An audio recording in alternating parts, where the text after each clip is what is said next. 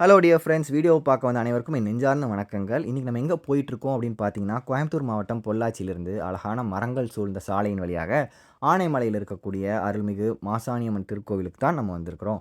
இந்த கோவிலுடைய சிறப்பம்சங்கள் பல பேர் பல விதத்தில் கேள்விப்பட்டிருப்பீங்க. இருந்தாலும் இன்றைக்கி இந்த வீடியோவில் எனக்கு தெரிஞ்ச விஷயங்கள் அண்ட் ஆல்சோ இப்போ தான் சமீபத்தில் 10-15 நாளைக்கு முன்னாடி கும்பாபிஷேகம் ஆயிருக்கு. ஸோ அதனால் புதுப்பொலிவுடன் அழகுடன் காட்சியளிக்கக்கூடிய இந்த திருக்கோயிலுடைய என்னோட ஃபுல் vlog வந்து நான் காமிக்கிறேன். ஃபஸ்ட்டு உள்ளே வந்தோடனே காரை வந்து லெஃப்ட் சைடில் பார்க் பண்ணிடலாம். பார்க் பண்ணிவிட்டு ரிட்டர்ன் வரும்போது தான் பார்க்கிங் ஃபீஸ் வாங்குறாங்க ₹50. அதே மாதிரி இங்கே நிறைய கடைகள் இருக்குது. சேலைகள், மாலைகள், பூ மாலைகள், எலுமிச்சம்பழம் மாலை இந்த மாதிரிலாம் சேல் பண்ணிட்டு இருந்தாங்க.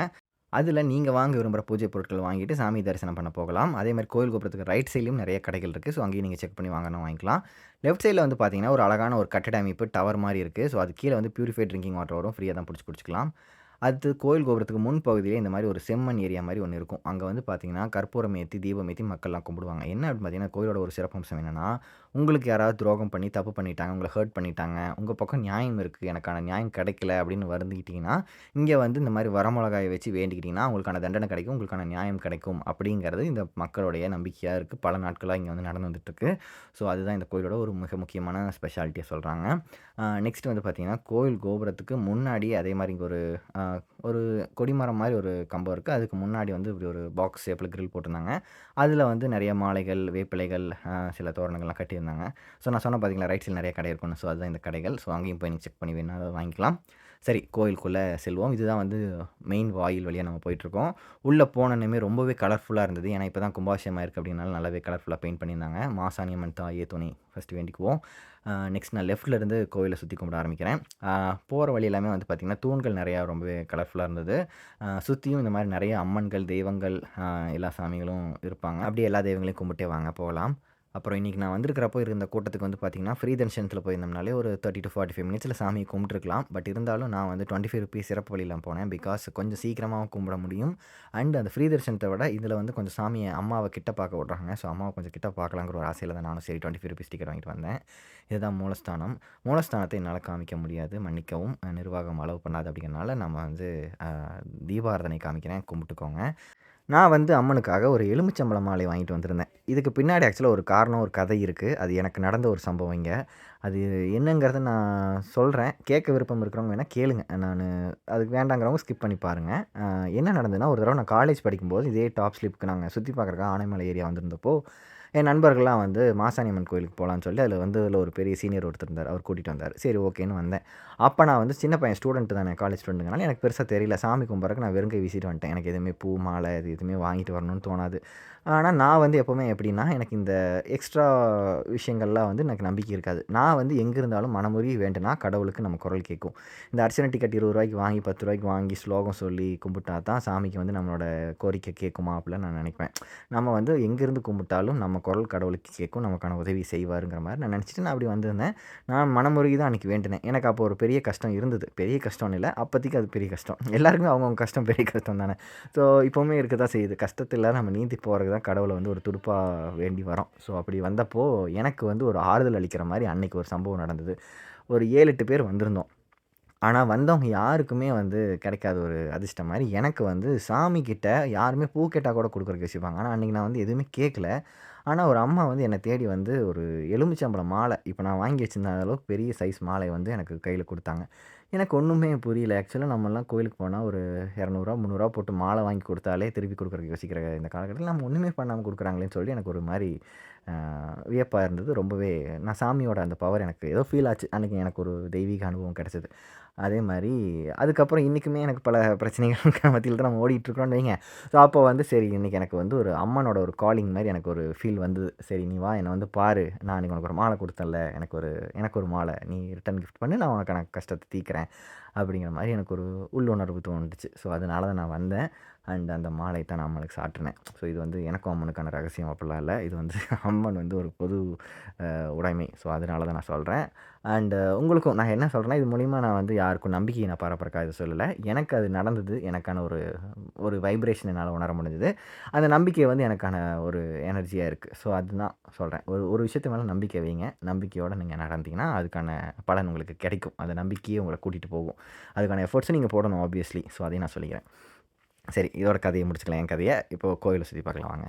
கோவிலுக்குள்ளே இருந்து லெஃப்ட் சைடில் ஒரு எக்ஸிட் இருக்கும். அந்த என்ட்ரன்ஸ் வழியா வெளியில் வந்தீங்கன்னா, சாமிக்கு போட்ட பூ, மாலை, எலுமிச்சம்பழம்லாம் நம்ம கொடுத்துருந்தோம்னு சொன்னோம்னா, திருப்பி கொஞ்சம் பிரசாதம் மாரி குடுப்பாங்க. அத கேட்டு வாங்கிக்கலாம்.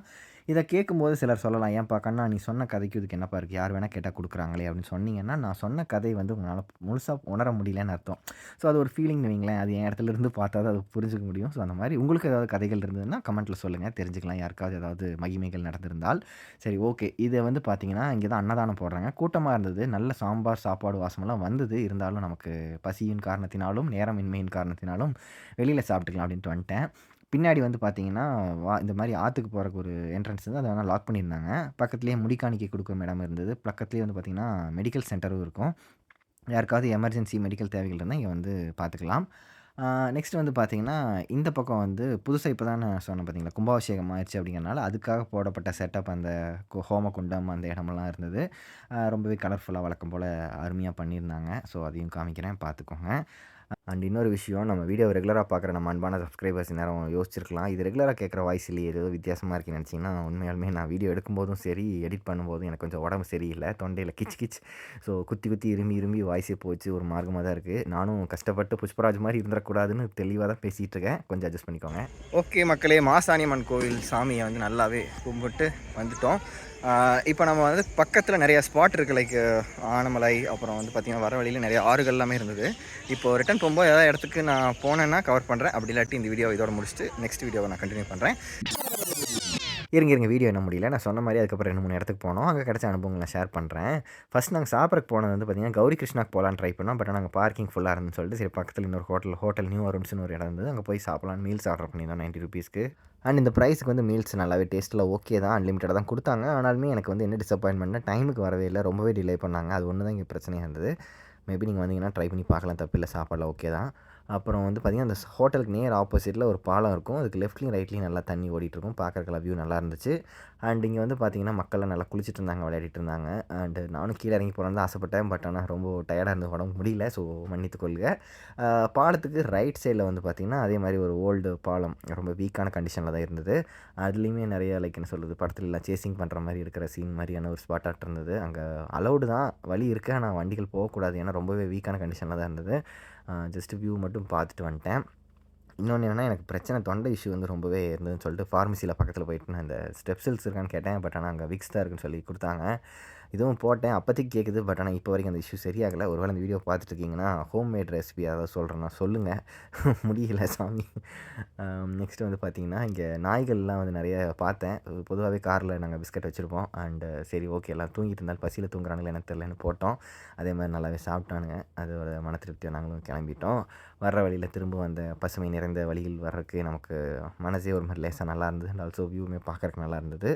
அண்டு ஒரே இன்னொரு வேண்டுதல் சாமிக்கிட்ட வேண்டிக்கிட்டது, இந்த வழி இதே மாதிரி இருக்கணும். எந்த ஒரு அரசாங்கத்தினாலையும் எந்த ஒரு ப்ராஜெக்ட்னாலையும் இந்த மரங்களை தூக்கிடாமல் பார்த்துக்கோ சாமி அப்படின்னு தான் வேண்ட மாதிரி இருந்தது. ஏன்னா நிறைய மரங்கள் இந்த மாதிரி நம்ம காணாமல் போயிடுச்சு. நிறைய ஊர்களில் இந்த அழகான வியூஸ் எல்லாமே இப்போ இல்லாமல் போயிடுச்சு. ஸோ அதுக்கான ஒரு சின்ன ஒரு கோரிக்கை இந்த வீடியோ மூலிமா வச்சுக்கிறேன். இந்த வீடியோ உங்களுக்கு திருப்தியாக இருந்ததுன்னா லைக் பண்ணுங்கள், கமெண்ட்டில் சொல்லிட்டு வாங்க.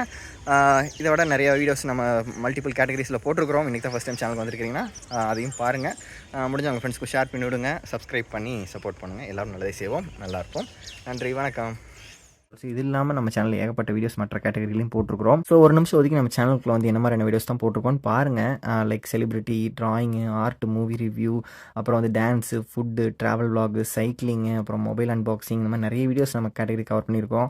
ஸோ எல்லாமே வந்து பார்த்தீங்கன்னா உங்களுக்கு பிடிக்குங்கிற நம்பிக்கையோட தான் ஒன்றோட இன்னொன்று பெட்டராக கொடுத்துட்டே இருக்கிறேன். இன்னும் நிறைய videos on the way. So அதெல்லாம் நீங்கள் பார்க்கணுன்னா எனக்கு கண்டிப்பாக சப்ஸ்கிரைப் பண்ணி சப்போர்ட் பண்ணிங்கன்னா தான் எனக்கு எனர்ஜியாக இருக்கும். So please support me. And இந்த வீடியோ உங்களுக்கு பிடிச்சிருந்தனா லைக் பண்ணுங்கள், கமெண்ட்டில் சொல்லலாம், தாராளமாக சொல்லிட்டு போயிட்டாங்க. முடிஞ்ச உங்களோட ஃப்ரெண்ட்ஸ்க்கும் ஷேர் பண்ணிங்கன்னா I would be happy. So எல்லோரும் நல்லதே செய்வோம், நல்லா இருப்போம். நன்றி, வணக்கம்.